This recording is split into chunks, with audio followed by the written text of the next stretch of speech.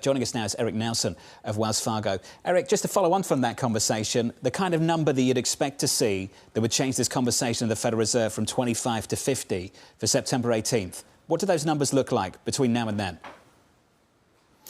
Well, John, I think it's probably the unemployment rate, right? If you stick at 4.2 or go up to 4.3, and you probably see a non-farm payrolls number below 100K, certainly well below 100K, that could probably get the Fed to go 50.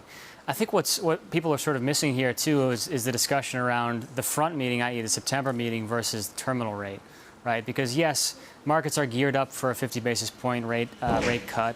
And if you get a strong number, you could see a bit of a whipsawing in rates. But, you know, markets are not even close to pricing in a hard landing here. And if you get a really bad number, it's not just that first meeting or two that's going to reprice. It's the terminal rate, and it's going to reprice a lot lower. So, Erik, with that in mind, what would that mean for foreign exchange? How would you push that through the FX market? And do you have a favoured currency pair to play that with? Yeah, this is very much a classic question here of walking this soft landing tightrope with the dollar, right? And you look at the dollar Canada exchange rate, U.S. dollar versus the Canadian dollar, that has moved sharply lower in the span of just a couple weeks. And this is the ultimate soft landing trade, right? It's lower U.S. rates versus Canadian rates and not too much concern around U.S. growth slowdown. To me, it's very difficult to see U.S. dollar CAD exchange rate go much lower here.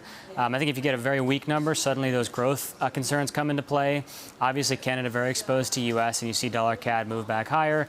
Or if you get a stronger number, it's simply a U.S. rates play, and we see dollar strength.